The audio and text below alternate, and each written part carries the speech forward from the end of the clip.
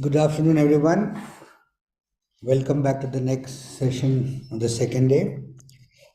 We have with us today in this session Professor Avinash Anand Deshpande.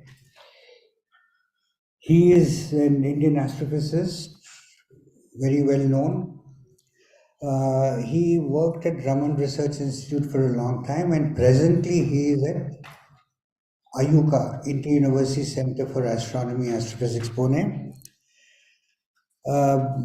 Desh is an alma mater of IIT Kanpur, IIT Bombay, and University of Tasmania. He is known for his works in interstellar spaces and pulsars. He is the recipient of Shanti Swarup Bhatnagar Prize Award. It's a very prestigious one given to scientists. And we are very fortunate to have him with us today. And over to you, Desh. Thank you for joining in. Yeah, thanks, Najam. We will, good afternoon, everyone. And we can all of you hear me? Yeah, can you? In case somebody is not able to, please let us know. Can you, yeah. Yeah, so today, today we're going to talk about a slightly different thing than you normally encounter in your exercises with data analysis. And it's tied up with Fourier analysis. What is the best way to find out how many people are familiar with the Fourier analysis? Yeah, so let's ask the reverse question. Is there anybody here who is unaware of Fourier transforms, Fourier analysis? Is there anybody? I think most of the students are master's students, so I think they do know. Is there anybody who doesn't know what a Fourier transforms? Everybody knows. Yeah, I think you can. Good. Okay, so that's good. In case you would like to, refresh your Fourier analysis, I had given about a set of 4 talks in the context of something else at IUCA, and they are, I think, available on their YouTube portal. So you might want to listen to them in case you want to brush up or refresh your memory. All right, so we are essentially going to look at astronomy context-based images and ask, what can we learn from those? So, of course, if you make an image of the sky, beautiful, pictures that can be made by either making an image directly the way optical astronomers make, or by some other ways that the radio astronomers use, where they measure actually the Fourier components of the associated with the picture that they want to get, and then putting the information from each one of these Fourier components, each one of them giving you a ripple of certain scale, whose amplitude and phase is what is measured, and superposition of large number of sinusoidal patterns will then expected to give the brightness distribution or the image or the intensity varying as a function of angle in the sky. So this is something that, if you're not familiar, I encourage you to look at what is called aperture synthesis, synthesis imaging in radio astronomy. It's also used in optical astronomy, in fact. But the essential idea is any finite distribution can be thought of as a superposition of a set of sinusoids whose amplitude and phase if you write them in some order of increasing scale of the ripple frequency, then you're actually writing down the Fourier description of that stuff at hand. And so that's what gives you the information about how things are distributed, how things are arranged with respect to each other in an image, be it a set of stars, or be it a nebula, be it any kind of description of intensity as a function of angle, which is what we record when we take a photograph, right? Now, of course, you know that everything is available in projection, including when we take a simple photograph with your camera. And but from that, even the projected information has a lot to tell about what is going on there. And it is not just to do with the morphology that we see and so on and so forth. There is a lot of information to be extracted, even when things don't look very systematic. When you look at a nebula, there you will find a nice confined morphology that you can associate with, and or look at a galaxy and so on and so forth. As discrete objects, they will have certain attributes of their brightness distribution of their own, and they can be studied in their own right in some great detail as a function of various things associated with that object. But when you have random distributions, or things that are not following any particular pattern, seemingly, the question is, how do you what do you infer from those? So of course, yes, I'm not sharing the screen. I'm just giving this initial warming up, and then I will go to. So maybe I should get a white screen. Are you able to see my white screen? Yes, sir. Yeah, yes. Right. So what I was saying is, if you have a 2D distribution of something, right, picture of any particular object which has some systematicness with it, you can measure things associated with that, including using the attributes that might describe it best. For example, if you have a spiral galaxy, you can measure lots of things about it, as the way the spiral can be described, the pitch angle, and the number of arms, and so on and so forth, how the intensity falls as a function of radial distance from the center and all that. Or if we have any other object which is a very systematic description, then you can use that, the natural attributes that allow you to ask detailed questions and more quantitative questions, and you can understand it using those. But if you have a random looking distribution where there is no particular pattern associated with it, what is the information that you might look for?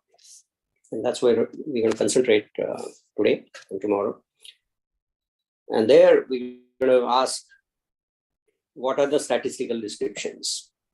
So can somebody tell me, if I am given such random distribution, what all I can learn about it readily in this domain itself in which the images are? Someone wants to answer, they can put it. Pardon?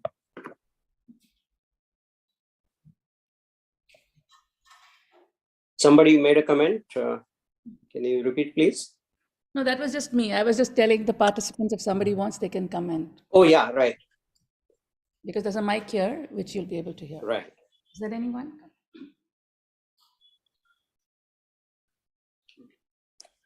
So one of the things that one can, suppose I take a one-dimensional cut through this, it might have some random distribution. Let's say it has a mean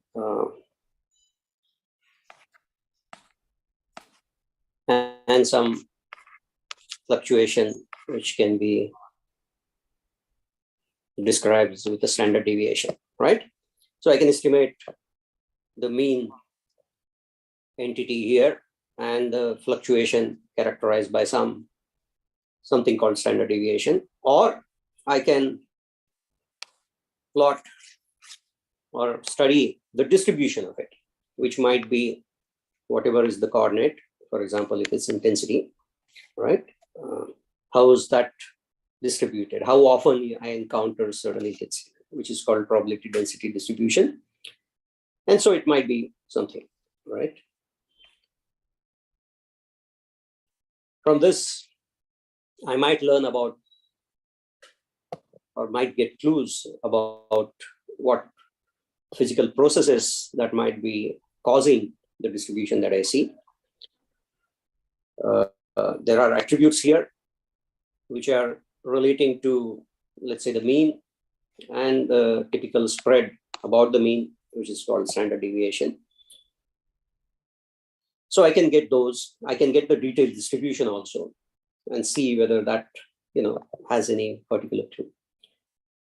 Except you'll realize that if I just reshuffle, suppose I move the stuff, in some random way from wherever it is seen to another location and again look at the distribution function, I will get the same distribution function, correct? If I have not changed any values, I've just reshuffled them, rearranged them in different locations in this plane, the same values reshuffled or scrambled. So the way the entity is distributed across whatever given dimension, 1 dimension or 2 dimensions or 3 dimensions, the sequencing of it has some information which we have not looked at. Okay, and that's what Fourier analysis will allow us to look at. It will allow us to look at if things are what one can call coherent or related from one point to another point.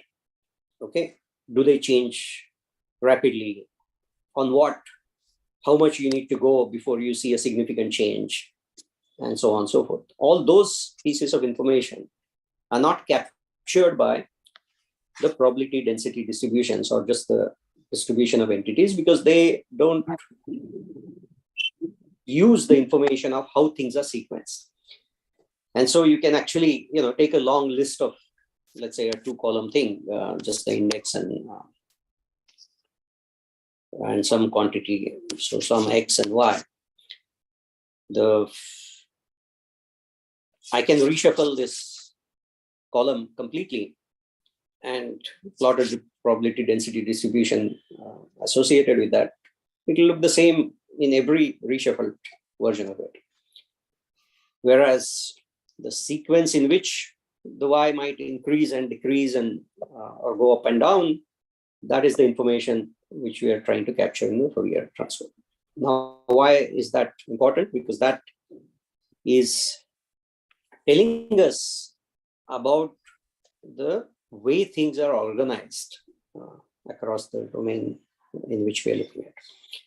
And so let me give you some examples of how we have used in astronomy in various contexts this information. As I said, since we cannot build a big telescope at radio frequencies to get the kind of resolution we get at optical wavelengths, people have invented ways where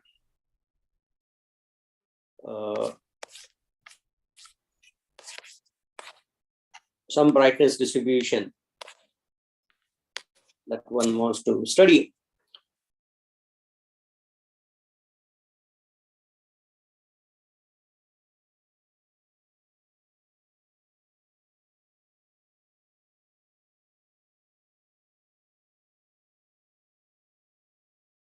spatial frequency. So if this is angle theta and phi,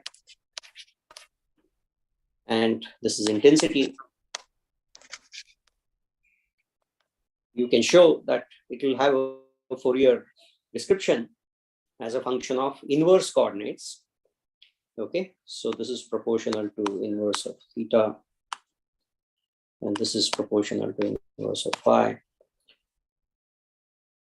in which what is called the spatial frequency, SPATIAL,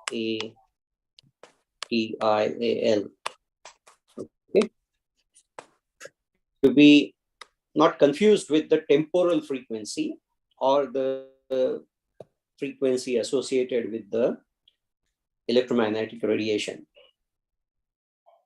So it's not that frequency. This is the spatial frequency, which is just the inverse coordinate of this, wherein you are imagining that there are sinusoids in this as a function of theta and as a function of phi. And whenever there is a sinusoid, there is a definite repetition scale associated with it. And that repetition scale, inverse of that, can be marked as a frequency. Okay. So much like the way you have, if the time period is t, then 1 upon t is the frequency, right? So you can associate various sinusoids whose amplitude and phases, when asserted and these are superposed, they produce this description at hand.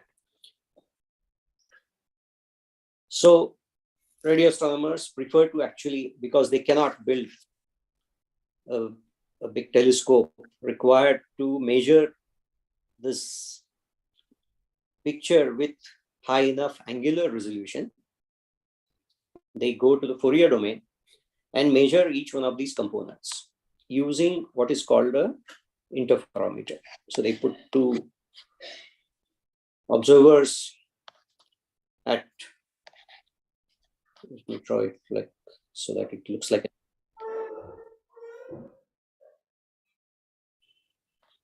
a telescope.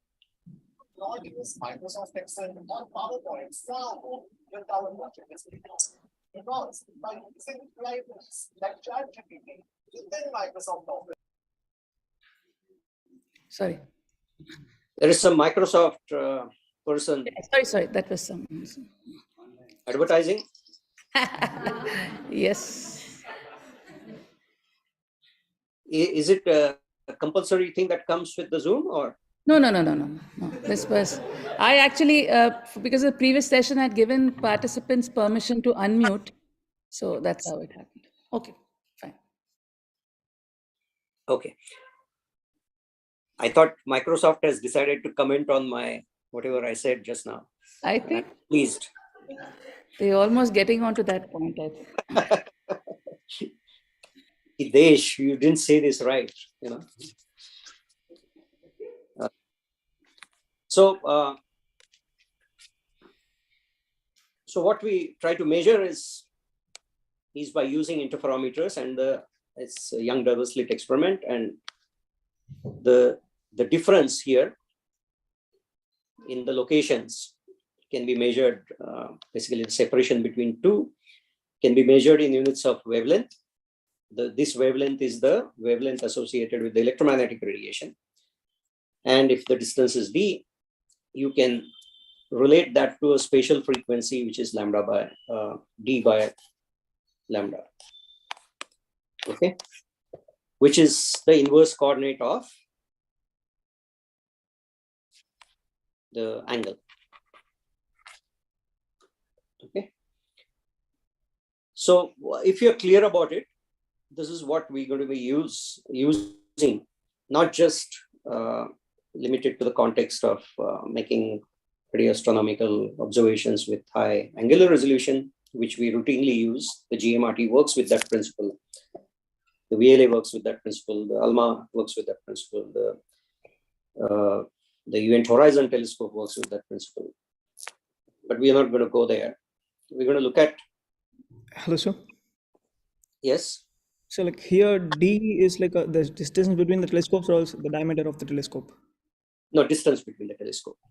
Thank you, sir. The diameter between the telescope, let's call it D, which will decide the angle at which, the angular sector at which it's looking. Okay. Okay, sir. That is lambda upon, let's say, capital D, which is the individual diameter, right? Yes, sir. That will decide the field of view, the range of angles that you're looking at any given time, or the your resolution associated with it. So the typical patterns will be this pattern will have inside that ripples associated with the separation. So this will be lambda upon capital small d, and this sector width will be lambda upon capital D.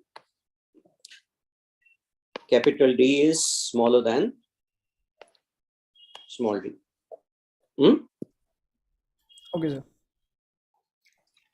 So these are the ripples that it will be trying to sample.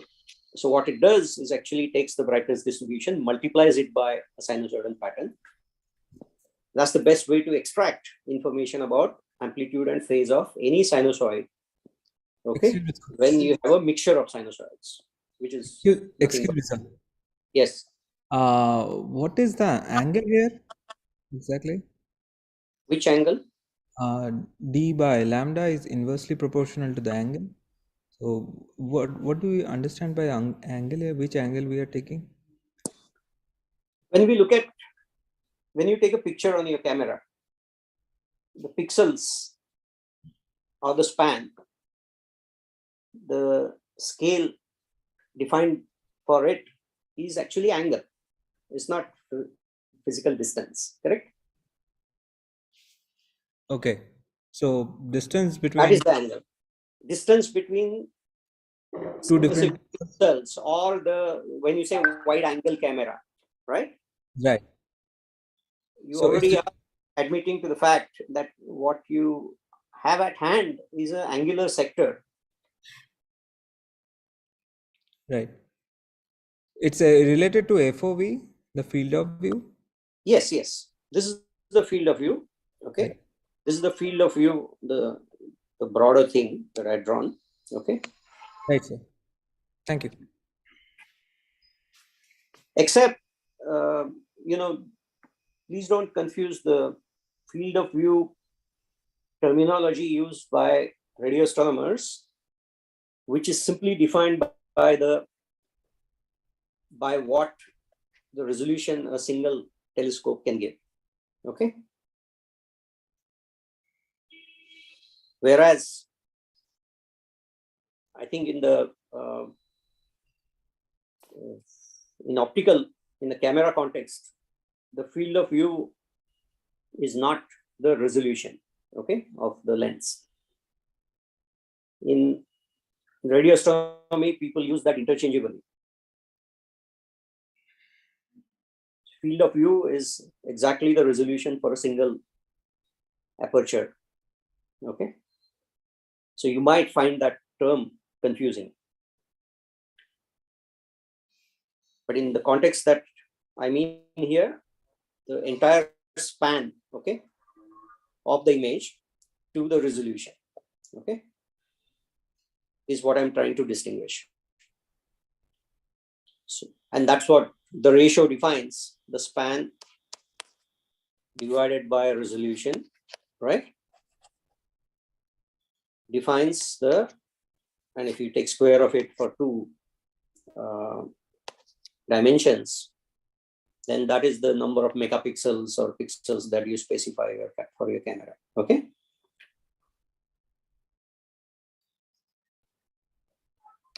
Okay. All right. So much in abstract. Let's try to see where we have used this kind of an information, or whenever we have information available which doesn't have a definite pattern, what can we study about it? I said you can study the statistics, which does not depend on the way things are arranged across whatever domain. Whereas if you want to study how things are arranged, you need to do a Fourier analysis. So in general, you can think of, since we are talking of Fourier analysis and frequencies and so on, one can always label it as, for any process, you can study its color and statistics. Color and statistics are, in principle, independent entities. You can have the same statistics and different colors. Okay? By that I mean different descriptions in the Fourier domain, while the statistics is same. And the simplest example I gave you is, if you have some picture, whatever it is, you can reshuffle this information in terms of its XY location, and you will get the same statistics.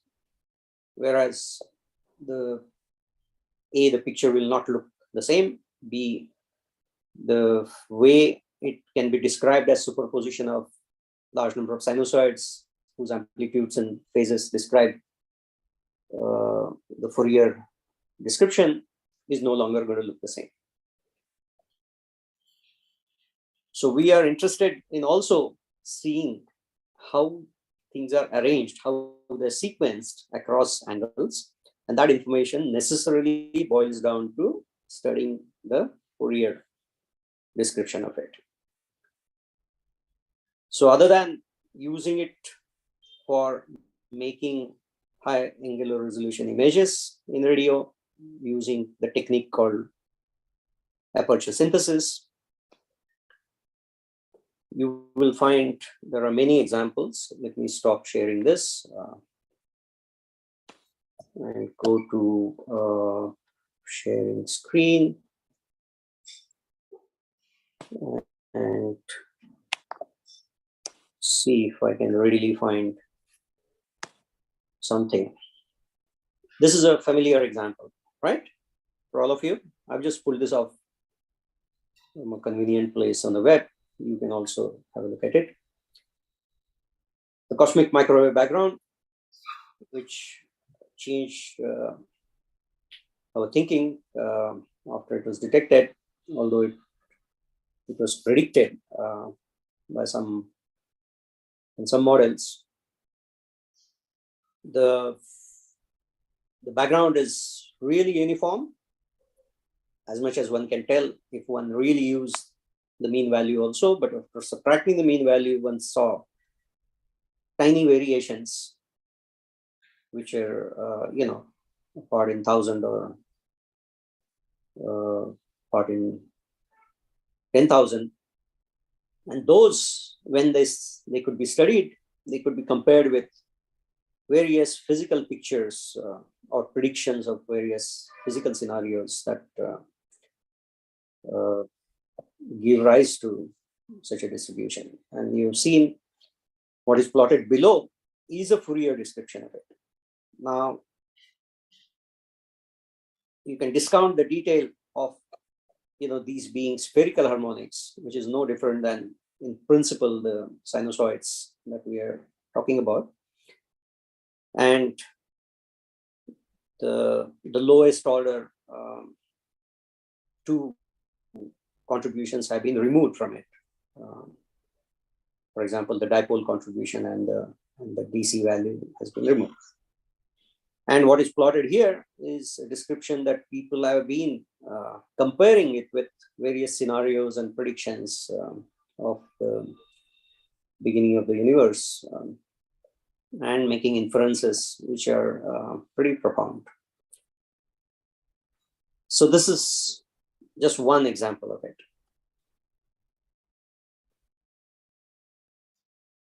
Now,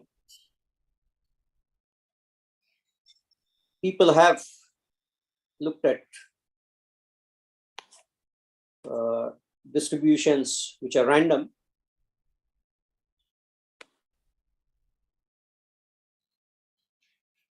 For example, in the in-body simulations of a variety of entities, including the evolution of the universe, you will encounter pictures like this. Now, there is nothing specific you can describe here except some statistical description and the way the patches, typical patch sizes, the typical scale on which things appear coherent, or the graininess, and what amount of fluctuation exists on different scales. That is the thing that can be captured by the Fourier analysis. What is shown here on the left side is what is called a structure function, which we'll come to, which is another way of describing such distributions, which is nothing but a 2-point correlation function, which is nothing but, in one sense, a simple correlation, autocorrelation function. Okay.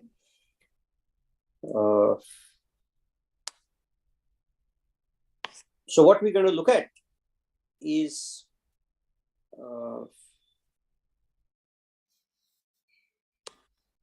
if you look at a random distribution like this, does this remind you of something? Something that you encountered or seen before? Hello? Clouds. Right. So we will, just to make it easy for you during this workshop, as an exercise, instead of relying on any specific data, we would encourage you to go out when convenient, or pull out an image of clouds, cloud cover of your choice, and we will use that as a fun image that we will play with. Okay. So you can, have various things like that. And let's see what could be this description, right? You might land up with a picture like this, which describes, please don't pay too much attention to the axis here or any other details. I just want you to look at the trends shown here. A, it's noisy. B, it has certain slope in the log representation, which means the y-axis can be expressed as the x-axis value raised to some number, which we call the power law index. Okay. Now these are very characteristics shared by fractal structures, and you have come across fractal structures. You will find that there are various physical scenarios in which random distributions that we see might be produced as a result of injection of some energy at some large scale. Now, what we have here on the x-axis is the inverse of the scale. Okay, so as we go to the left side, we have large scale, and inverse of that large scale is a small entity. It's a small spatial frequency. Okay. And as we go to the right side, we have larger spatial frequencies, which means the small scales, 1 upon a small scale, which makes the number large. And that means the variations are on shorter scales. And what is shown here on the y-axis indicatively is some measure of the energy associated with it, or power, based on whatever entity appropriately normalized. But they are synonymous. Or even simply stated, the variance associated with that variation. And Kolmogorov, for example, proposed that for certain kind of fluids and gases in incompressible situation, if energy is injected at some large scale, which is this end of it,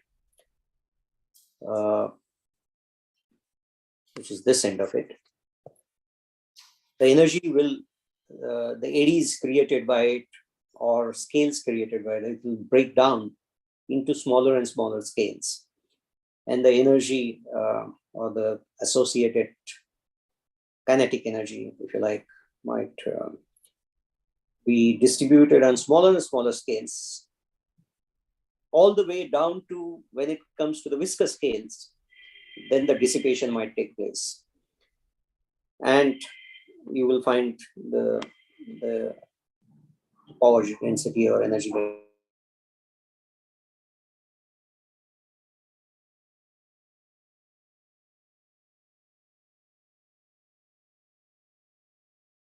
that he described for incompressible fluids.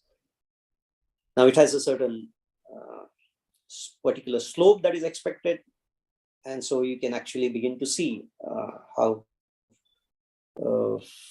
what are the physical processes that might be. You can. I'm just going to show you some examples of.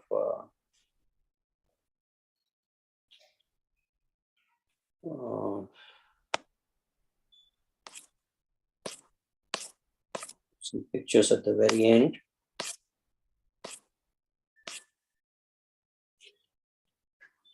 You can have distributions like this, which might be seen as a result of, let's say, a large number of supernova explosions that might have occurred in space and might have led to a structure like this. These are the same pictures, one in just black and white, and if you were to see, even put turbulence and do things more detailed way, and then you look at the Fourier description of it, you will find that it follows certain power law and so on and so forth. And then you can compare that with what you see physically in reality, and then begin to understand things. So the idea is to basically seek additional clues about not just the way the energy or power is distributed across various spatial scales, whether there are any anisotropies in it, and so on. And to be able to do that, we're going to use Fourier analysis. You can have some fancy structures like this. These also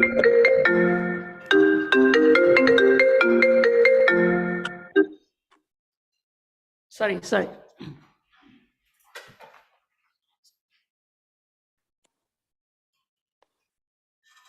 all right. Maybe a good time to stop and ask if there are any questions in the blah blah so far before we take a more practical approach.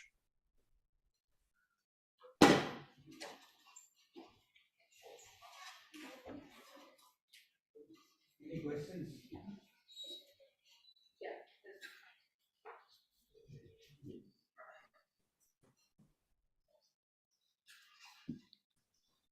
Hello, sir. Yes. Yeah, so you were showing us one graph. Can you please show those pictures once again? Okay. 1 minute. Let me start sharing. Share screen.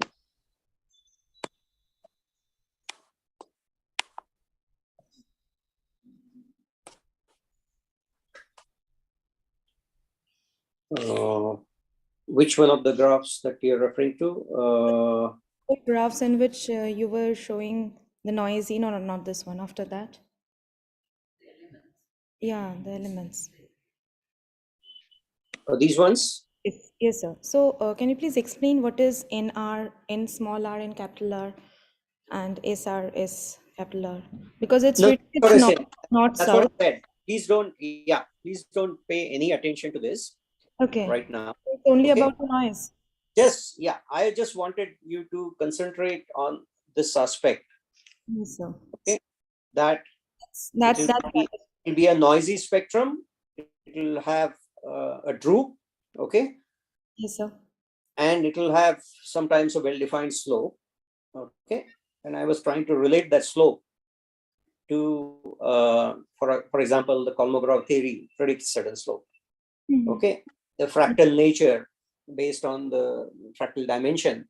Okay, you will get certain slope. Yes, sir. That we understood. Thank you. Thank you. Yeah, and the second thing I wanted to point out that this is possible when you view this as a function of log of one entity versus the log of the other entity. Okay. Yes, sir. Thank you.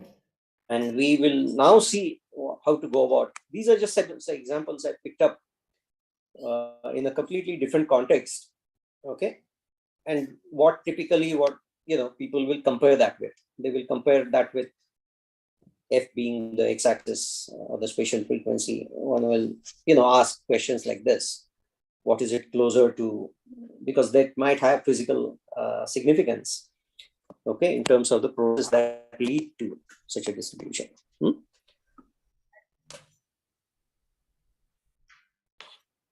So there are a range of examples.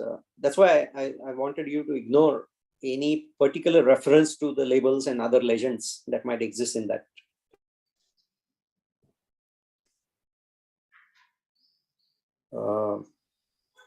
Any other question?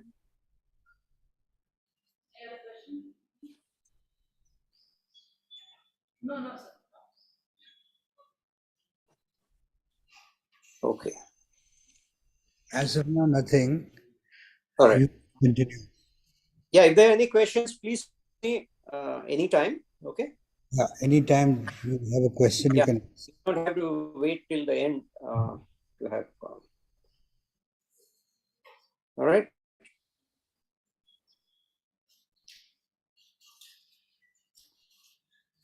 All right. So what am I doing? Yeah. So we're going to start with Najam himself had done something, so which I'm going to show. Okay. Are you able to see this picture? Yes, sir. Yes, sir. Yes. Okay. So he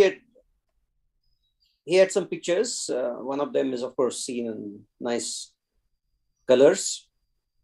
But what we are really interested in is that distribution. We can, of course, use the color information also. You can make images different colors, okay, or split that into the equivalent just intensity in given color and make even 3 images out of it. But if you disregard the color, the central image is what you will get and what he used. And he has taken a 2-dimensional Fourier transform, right, which is shown here. Now you will find, at least here we have some, clouds, and we can, as soon as we picture, we can say, these are clouds. You cannot say pretty much anything directly or with as much enthusiasm when you look at its Fourier domain description. But we are still going to extract information out of it. And you will find that that's what will give us additional information that might not look obvious from this. So let me go back to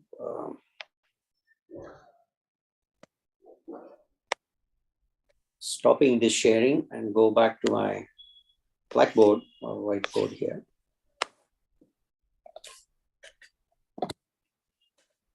So when we take a picture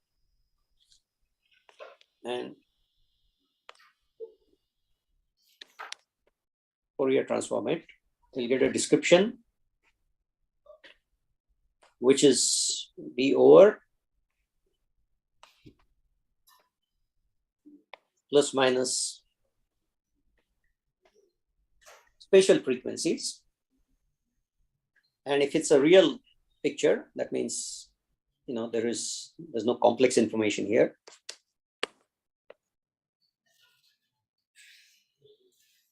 Real versus complex. You will find, if it's real, what can we say about the Fourier domain description?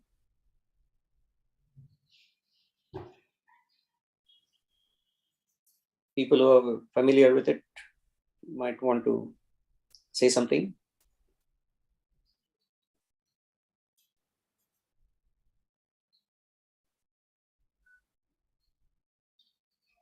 If you take a real function and Fourier transform it, you will get a spectrum or Fourier description, which is Hermitian symmetric. That means the real part here is an even function, and imaginary part is an odd function. Okay? That means any point here, this being the origin, 0, 0, any point here, which is, let's say, has contribution S, a diametrically opposite point will be complex conjugate of it. Okay, S star. Is that something we all agree on? Or anybody has any doubt?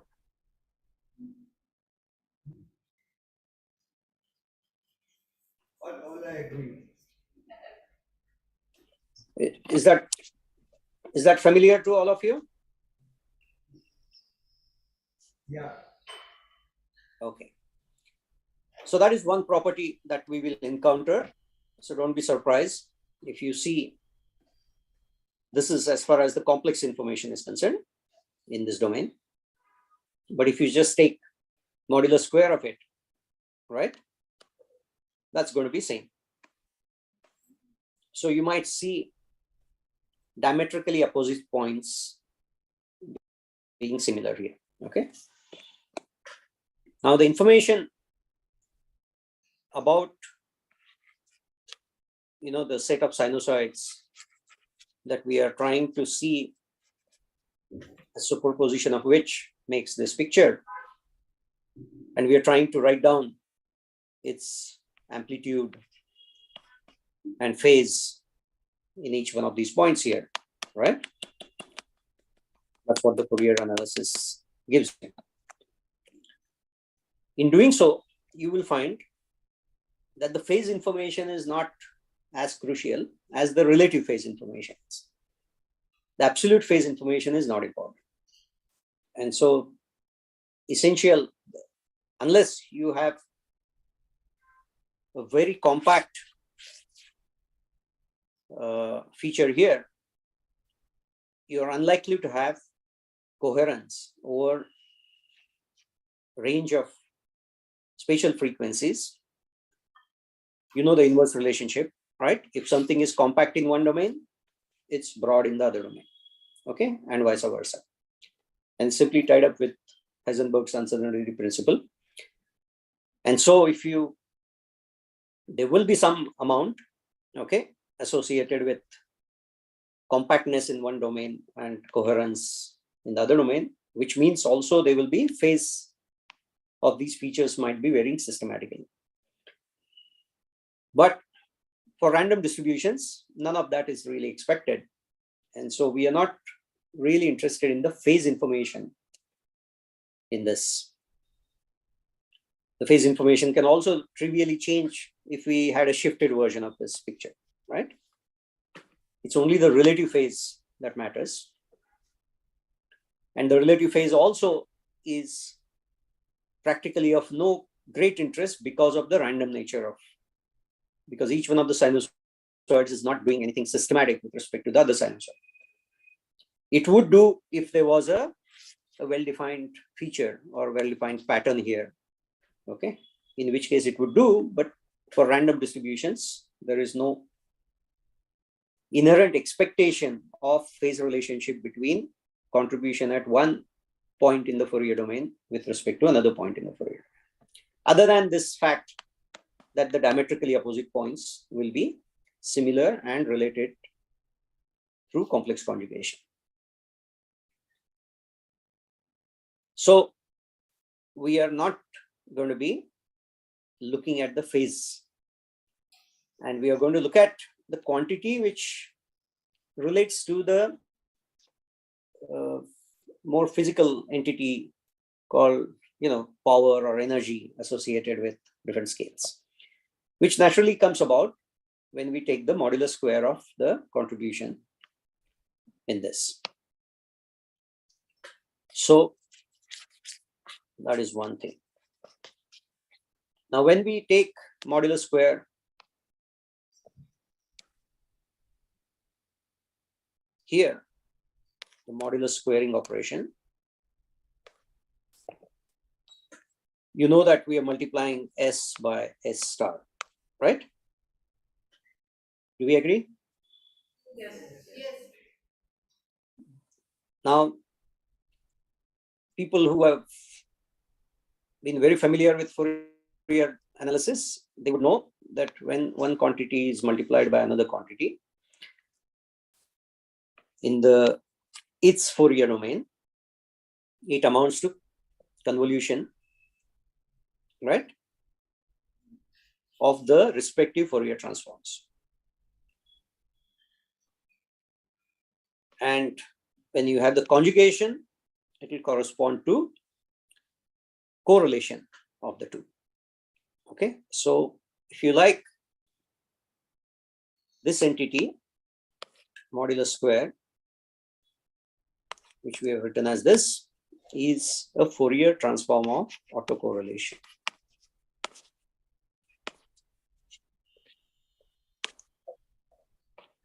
Of the image. Which is like what you could have done is you could have taken the image, shifted it by different amounts, right? For each shift, you do a point-to-point multiplication, right? And summation and normalization of the product, sum, and then write down that as a function of the amount of shift. And that will give you a two-dimensional autocorrelation function. The quantity we get after Fourier transforming the original image and taking modular square of the Fourier contribution is nothing but the Fourier transform of autocorrelation function. In fact, this is a cheaper way of doing autocorrelation function, because autocorrelation function, if there is a n by m matrix, you will find you will require n square, m square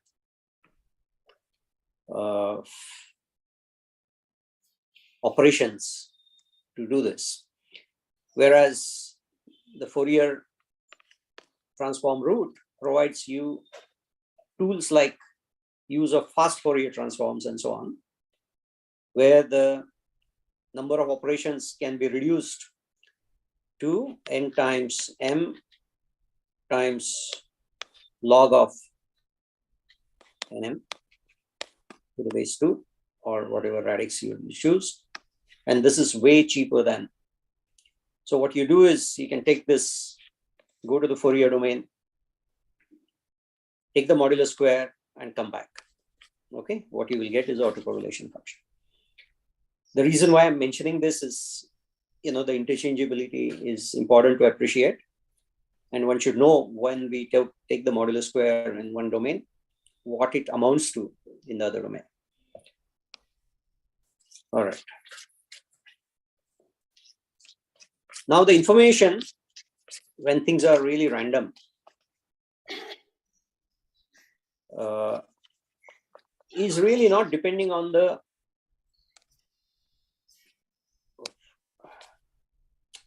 I'm not getting the eraser.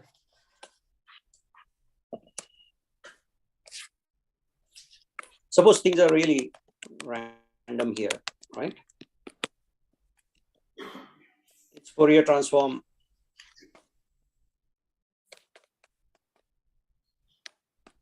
might have some contribution at the center more, right? Based on the scale of variations and so on, different contributions will exist. This is the origin. You will find if I rotate this, right, the information statistically is not going to change. So which means a rotation of this is also a rotation of that, right? So you will find that the information as a function of distance from the center, okay, doesn't have any specific pattern. And if it does not, then you would rather like to use this information in the average sense rather than a point-to-point information. It's also true that when you take a Fourier transform, you will find that if this was, let's say, Gaussian distributed, I'm talking of the statistics, you will find the information here also, each one of these points will have real and imaginary parts, which will be Gaussian distributed. And if that is so, you will find a modulus square of, which is nothing but the real part square, right, plus imaginary part square. If each one of them is a Gaussian distributed, the modulus square will follow an exponential distribution. Okay. What is the property of exponential distribution? The mean and the standard deviation are equal,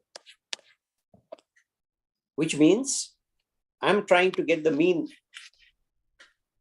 contribution, but it can be wrong by as much as the mean itself. So you will find any one realization in the Fourier analysis will give you each one of these points following some mean power or modulus square value, but it can be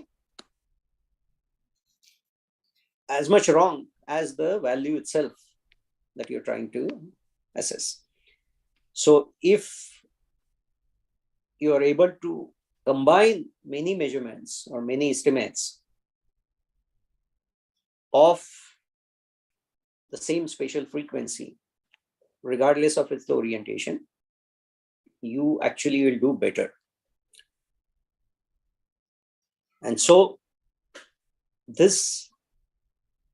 for this reason of getting better and better mean estimate, as well as recognizing the fact that there is not much gain in looking at each one of these values separately, because they have no extra information unless there is a particular reason to expect that extra information as a function of the angle or azimuth along this annulus, in the sense, if I look in that direction versus that direction at the same distance from the origin, are things are going to be different. we just saw that these values are going to be same, except complex conjugate of each other. But in some other direction, are we going to get similar value? And if they're going to differ by any because of particular reason, we would like to explore that. But otherwise, we are happy to collect as many measurements as we can get along an annulus, which is essentially at a particular distance from the origin, because each one of them is giving us a not so accurate answer. And its best way to get more accurate answer is to make many independent measurements of the same entity. And they are fortunately available along the circumference at a given distance. So we exploit that, and what we can azimuthally average the values and get information instead of 2D, just as a function of the R or K. Okay. Let me erase that.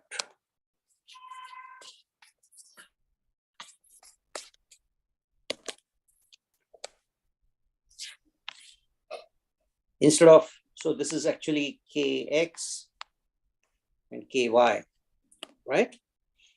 Instead, I can define a quantity which is mod K, which is nothing but square root of Kx square plus Ky square. Is this part clear? I can define an entity which is like the radial distance from the origin in the 2D matrix of Ky, Kx, where mod K is defined as this. And then I will find that I can take information along every annulus or every circle, okay, of certain radius. And since there is nothing expected to be very different except statistical realization of the same entity following the same mean and same standard deviation, I can benefit by averaging this noisy quantity across the circle, across the circumference, and get one value. Okay, so I'll get one value at that K. I can do that for different K, right? And see how things vary as a function of radius on this particular, the mod K. And what am I measuring?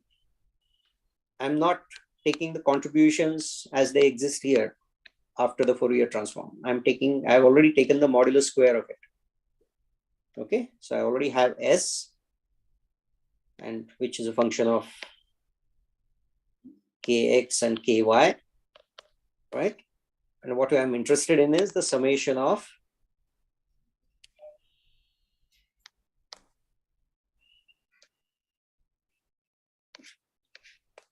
S square, which is a function of Kx and Ky.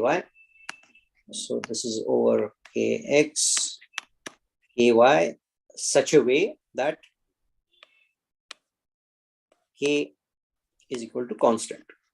And this will give me the sum as a function of K. And K is defined as this. So I will take all possible combinations of Kx and Ky, sum over those, where the K is constant. Is this part clear? Yes. Basically, I can take average along each circle, right? And each radius, okay, I can label here and get the average contribution and plot that here.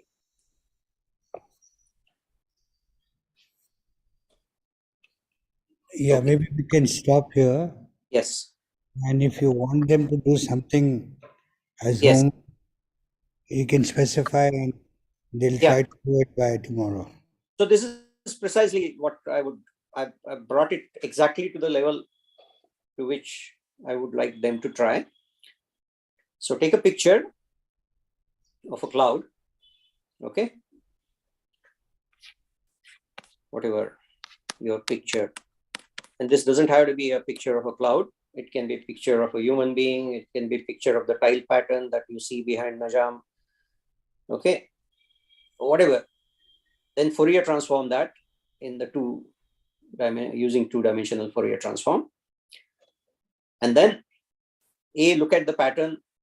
C, you can relate anything, okay, that you see there with the original picture. If all looks random and so on, or even otherwise, encourage you to take different annuli systematically, starting from the center all the way to the biggest circle that you can draw in the Fourier domain. And there will be a K associated with each one of the circles. Take a band of range of Ks, okay, mod K, so that you have an annulus. Then average that information and plot that as a function of the K. If you plot that without taking log on the x-axis and y-axis, you might see something which may or may not immediately imply what law is being followed. But it's not surprising if you plot log of this versus log of K. Some more lower dimensional trend might be seen, okay?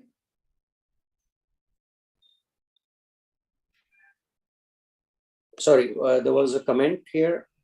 Question on chat. Yeah, averaging would mean averaging the noise as well as, yes, in fact, it is helping us in averaging the noise down. Okay, as I said, each one of the measurements for random variations,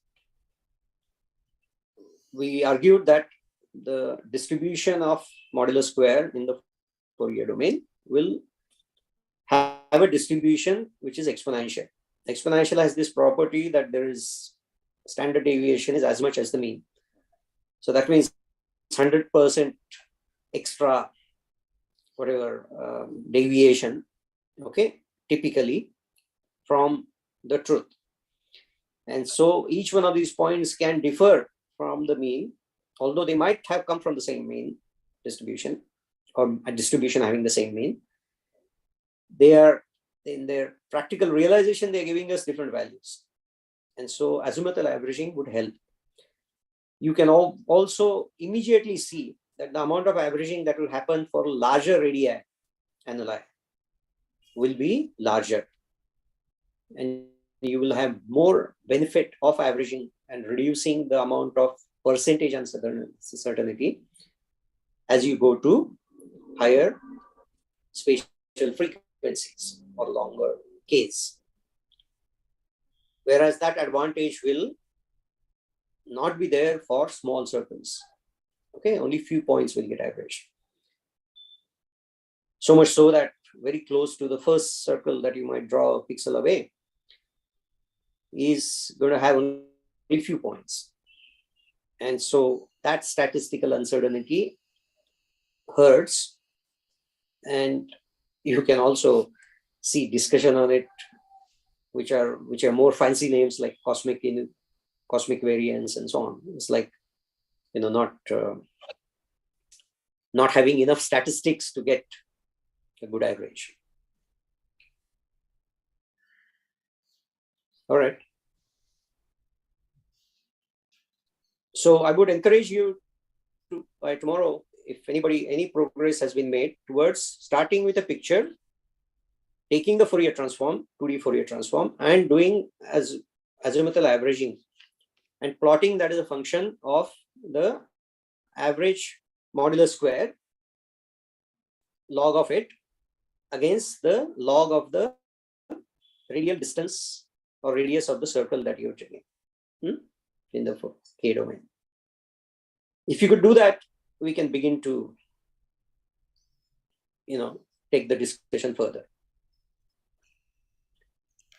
Thank you. Thanks a lot. Thanks a lot for a lovely talk. And I'm sure many of them, you have understood the homework? Yes? Yeah. Okay, Desh, we'll stop Yeah, for we'll this. stop here. Yeah. Yeah. Thank you. Thanks a lot. Tomorrow then. Okay, tomorrow we meet at the time. I might have to leave 15 minutes before in case there is a talk I need to attend at 5:15. But otherwise, the time is okay. Okay, sure. Okay, thanks a lot. All right. Okay, bye. Should be.